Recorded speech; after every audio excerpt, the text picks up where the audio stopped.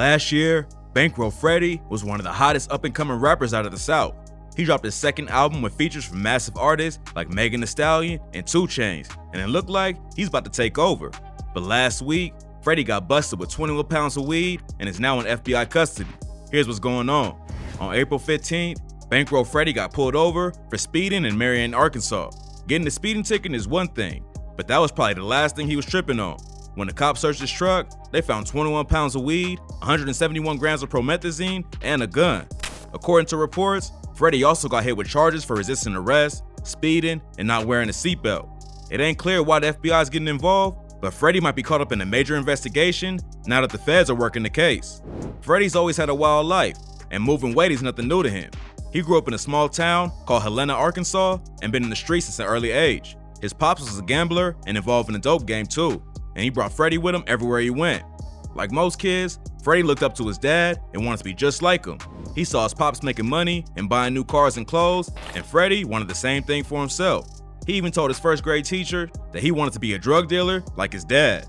In interviews with Vlad TV and DJ Small's Eyes, Freddie talks about how crazy his life was growing up in Helena.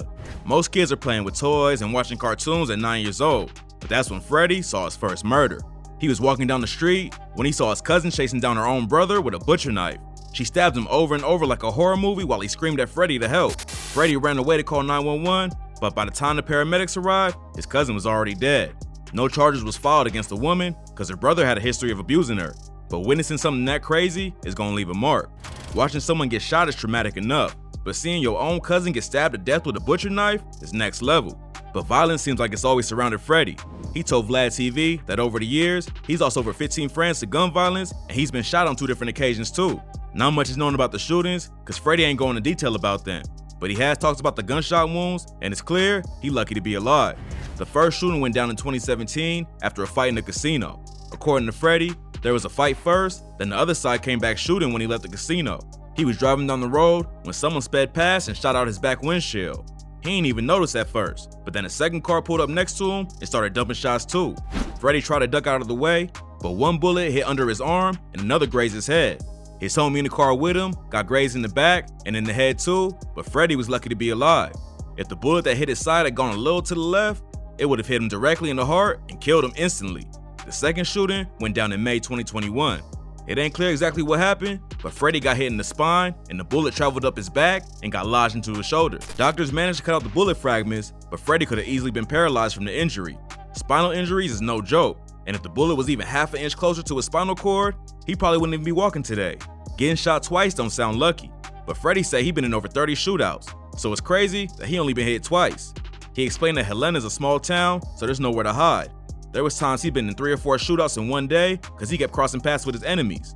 Freddie says getting shot is scary because you don't know if you'll live or die, but it actually don't hurt that much. He admitted in an interview with DJ Small's Eyes that one time he slipped on some ice and broke his ankle, and that hurt way more than getting shot. He said he tried to tough it out and walk it off, but ended up breaking another bone in his foot and had to wear a cast and roll around on a scooter. Not only did Freddie see his dad sell dope, he also witnessed him win big with gambling. His dad shot dice on the block and went to legit casinos too, but he never knew when to quit. Freddie talks about how his dad would win like 70 racks in 10 minutes, then be dead broke a few days later.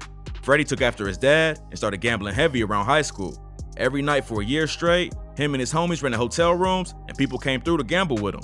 Freddie says he don't got a gambling addiction like his pops, but he did admit that he's lost over $400,000 in dice games. He said that he don't gamble heavy like that no more, but some fans think gambling debts might be why he's still moving weight even after his rap career took off. After he got shot in 2017, Freddie realized he needed to change how he moved. His first son was on the way, and Freddie wanted to be there for him. Music was never really something he considered as an option, but after he caught a case in Memphis, he had to show the courts he was working on something productive. So he dropped a couple songs in 2017 and started building a buzz in the city. He still wasn't taking music too serious, but in 2019, he recorded a freestyle to Act Up by the City Girls, and everything changed. Freddie posted a freestyle, and Pierre P. Thomas from Quality Control Music tapped in immediately. Freddie appeared on an episode of Big Facts and told him, "I posted on my page, and that P hit that instantly. He shared it like, this hard." Then everybody went to call on my phone like, "P, post your shit." Even though he wasn't really even a rapper at the time, P obviously saw the potential. Freddie said, so then he hit me up the next day like, "Call me, send me your info." Boom. I get on the phone with him, and he's like, I'm finna fly you to LA. I'm like, shit, bet. Flew me to LA, and the rest been history. Freddie dropped his debut single, Drip Like This, followed by his first mixtape, Saved by the Bells, in July 2019. Drip Like This popped off a little bit, but then Quality Control put Young Dolph and Lil Baby on a remix, and the track went crazy. Right now, it got almost 20 million plays on Spotify, and it launched Freddie into the mainstream. In 2020, he kept the momentum going and released his debut album, From Trap to Rap, with features from Lil Yachty, Moneybagg Yo, and other established artists. Unfortunately, he couldn't go on tour like he wanted because of the pandemic, but behind the scenes, he had more deals in the works. When up-and-coming rappers have a hot song or album, they usually try to ride that wave and release as much music as possible. But Freddie went MIA for 10 months with no new music. Fans was confused at first, but then, in January 2021, he made a comeback. Freddie announced he signed a deal with Motown Records and dropped a single, Add It Up, to celebrate the event. On the track, he brags about his cars and jewelry and raps, "I ain't dropped in 10 months, and I still ain't went cold yet." Then a couple months later, he dropped his second album, Big Bank, and a single with Megan Thee Stallion. Within a couple of years, Freddie went from just a random hustler in Arkansas to one of the most exciting new artists in the game. It seemed like everything was going his way, but now he's being held by the FBI and could potentially be facing life in prison. Even though Freddie's pops introduced him to the streets as a kid, his family tried to keep him out of trouble. After his cousin was murdered in 2009, Freddie went to live with his mom in Conway, Arkansas to get away from the violence in Helena. But by that point, Freddie was knee-deep in the streets and went back to Helena every weekend.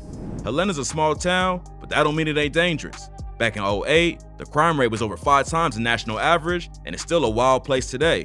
People usually talk about crime in bigger cities like Chicago and New York, but some of these small towns you never hear about can be way worse. Freddie says his cousin was killed on July 5th, 2009, and ever since then, July 5th is Retaliation Day in the city. And just a couple years ago, he lost another homie on the same day. Growing up surrounded by crime and violence, Freddie just adapted to his environment. He told the Arkansas Democrat-Gazette, "We were some hotheads back then, and we're getting in trouble and doing stuff we didn't need to be doing. I was in the streets real bad." In 2020, he went on Off the Porch and said he started robbing houses when he was just 12 years old. I was young, I was like 12.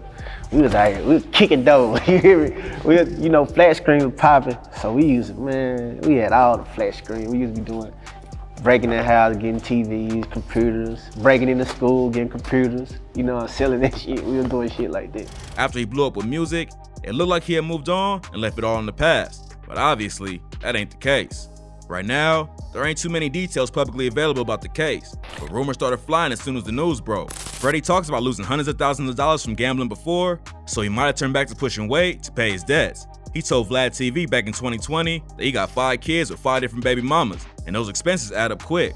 In a lot of interviews since he signed to Quality Control, Freddie talks about how much legit money he's making now and how he's been able to back out of the streets. But maybe that was all a front, and he never really left the game. He claimed that Off the Porch interview that he was booking 4 shows a week for over 20 bands each, and that was before he dropped his second album or worked with any big names. I got 4 shows every weekend, you know what I'm saying? Like, man, going crazy. I'm booked Thursday, Friday, Saturday, and Sunday. 20 bands, 25 bands, like I'm getting crazy money, so I'm like, shit. For someone who's as well known as he is, it's kind of interesting that Freddie was riding solo with over 20 pounds of weed. Moving that much weight is crazy enough, but he was allegedly pulled over just for speeding, and the cops found the drugs after the fact. Freddie been around the dope game since he could walk, so you would think that he would know better than to be speeding while driving around with that much work. Now that the feds are involved, who knows what'll happen with the case. It's probably gonna be hard for Freddie to beat the charges unless he cooperates with them and cuts a deal. Hopefully, he gets a good lawyer to help him out of the situation, but it's still too early to say what might happen. This case is still developing, so stay posted for updates.